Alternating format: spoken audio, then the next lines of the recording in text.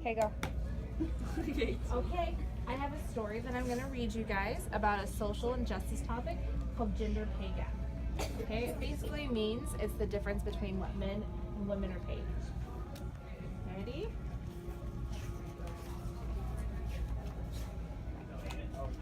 At the far end of town, where the whistling willow blow and the sun sets with a glorious glow, but no one is around to give you a hello, is the broken statue of Lady Justice.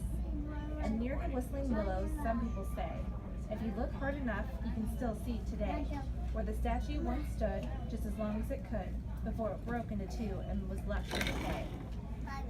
It's okay. What was the statue, and why was it there? And why did it break and leave tears of despair? From the far end of town where the whistling willow blows, Estrella still lives there. Ask her, she knows. You won't see Estrella, don't knock on her door.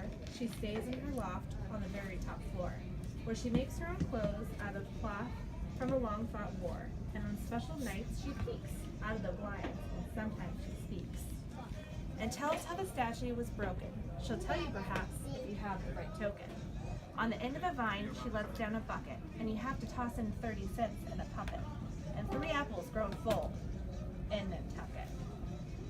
Then up goes a bucket with one steady pole, counting to see if you've paid her just the right toll. Then she hides what you've paid her away in her drawer, so quick and so fast that it seems a blur. Then she grunts, I will call you by tally bell, for the secrets you want only I can tell. Whoosh! Down goes a tally bell right to your ear, and Estrella's whispers are not very clear, since they have to come down through a thin little thread, and she sounds as if she had a mouthful of bread. Now I'll tell you, she says, with her voice sounding okay, how the statue got broken and left to decay. It all started ago, such a long, long time ago. Way back in the days when women started to work, we were all so happy. We left our homes and our chores, because, let's be honest, those were really a bore. And our pay, our own pay, we earned our own paychecks and made our own way. Some went to school and in class they would learn, so that when coming to work, there was more money to earn. We used to stay home with the babies and cook, but now we're working. We can even write a book. There are so many jobs out there that we all gladly took. But the pay, our very own pay, all of our lives we can only clean and pray. I felt a great leaping of joy in my heart. I knew just what I'd do. I knew just where to start. In no time at all, I had registered for school, and I couldn't wait to go to class, for I felt really cool. For now I'd be educated, no longer a fool. The instant I finished, I heard a ta-da. I looked, and something appeared. She looked so beautiful, but my vision was weird. She was tall and shiny, and her voice sounded just a little bit tiny. Mrs., she said with her voice full of gold, I am a statue. I stand for justice. I stand for justice so we can be fair, and I'm asking you kindly to remember to move forward with care. Look, statue, I said, there's no cause for alarm. I just started working, there will be no harm. I'm going to learn, I'm going to grow, I'm going to work, I already know. Whatever money I take, I will be ever so happy to make. We don't need to worry or stress. There will never be a time again that we are oppressed. The statue said, girl, you are crazy indeed. There will come a time for more pay you will need. But the next minute, to her surprise, the company that hired me hired 4 guys. And they thought that working with me was a treat. They thought I was really pretty and sweet. I laughed at the statue, you don't have to worry. We had to go to work in a pretty big hurry. I repeat, cried the statue, I speak for justice. I'm busy, I told her. Be quiet, just trust us. I rushed into work, the procedures I read. I learned a lot. There were tons of projects I spearhead. I couldn't help think I got such a wonderful chance, even if the newer guys were getting in advance. And in no time at all, in the department I built, things were running smoothly. We were working full tilt. We all made some money, just as busy as bees, although the imbalance of pay seemed a little funny. Then, oh baby oh, how the business did grow. They had to hire more, and they went all out and had a hiring galore. With all the new people, I had to act fast. So I took lead and trained them better than anyone could ask. By the time it was done, I knew things better than anyone. And that statue, she didn't show up to damper my fun. But the next week she appeared just as Nick got hired. The timing was sort of weird. She snapped, I'm the statue that speaks for justice. You didn't hold your end when you told me to trust us. You were doing all this work, and you sit there and you smirk, but you've forgotten what I once had said. Now, thanks to you not really caring, the boys are getting paid a lot and not really sharing. And some poor women are only making a bit, and you really should be throwing a fit. They too want to have fun and play, and they are doing the work but not getting equal pay. So now they must work more to make up the difference.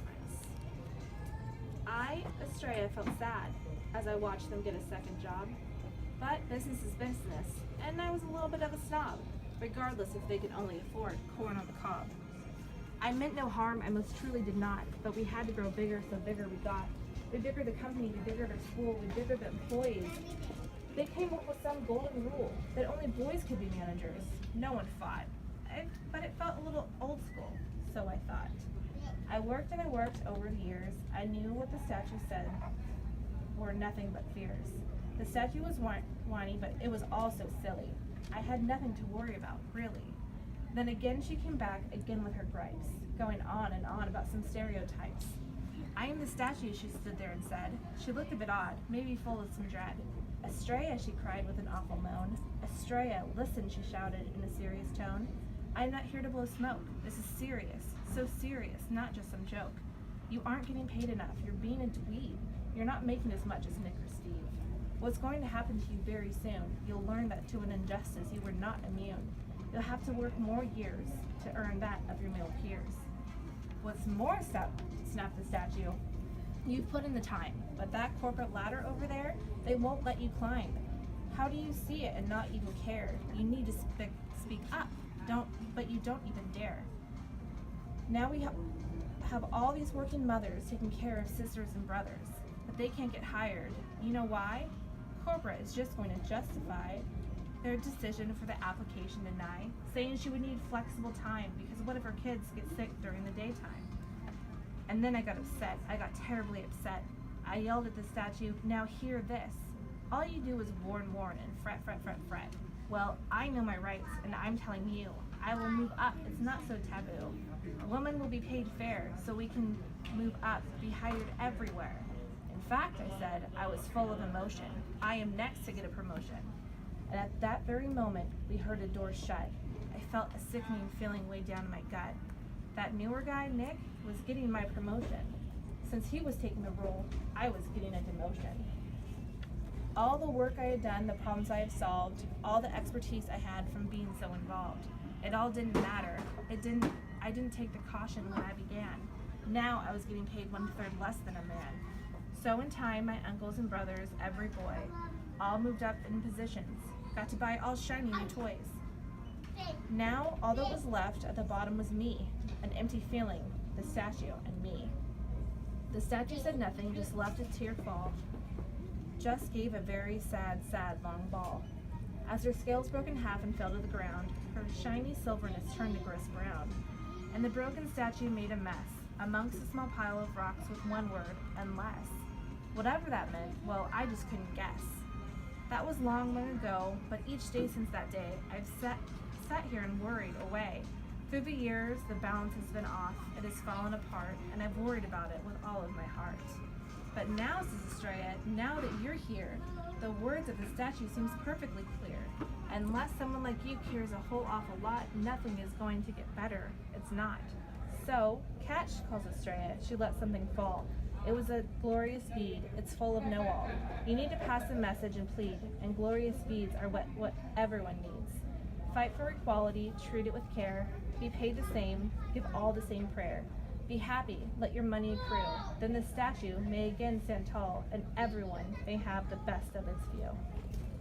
Yay!